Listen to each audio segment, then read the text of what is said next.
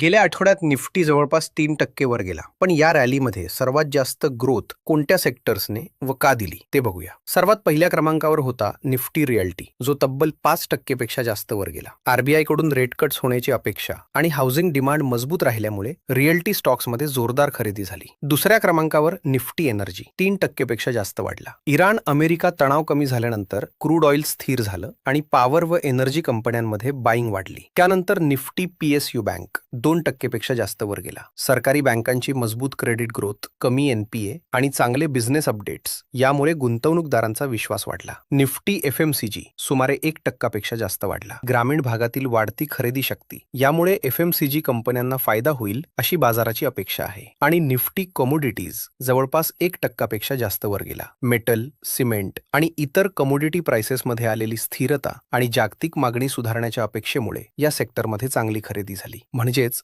गेल्या आठवड्यातील निफ्टी रॅलीच्या मागे realty, energy, PSU banks, FMCG आणि कमोडिटीज हे सेक्टर्स कॉन्ट्रीब्युटर्स ठरले. पण येणारा काळ कोणत्या सेक्टर आणि कोणत्या स्टॉक्सचा असू शकतो यावर मी एक डिटेल्ड व्हिडिओ केला आहे. तो बघण्यासाठी खाली युद्ध संपल्यानंतर जे लिहिलेलं आहे तिथे क्लिक करा. व्हिडिओ फक्त 6 मिनिटाचा आहे, पण इन्साइट्स खूप चांगल्या देण्याचा प्रयत्न केला आहे. नक्की बघा आणि सबस्क्राईब, लाईक, शेअर तर तुम्हाला माहितीच आहे. भेटूयात पुढच्या व्हिडिओमध्ये.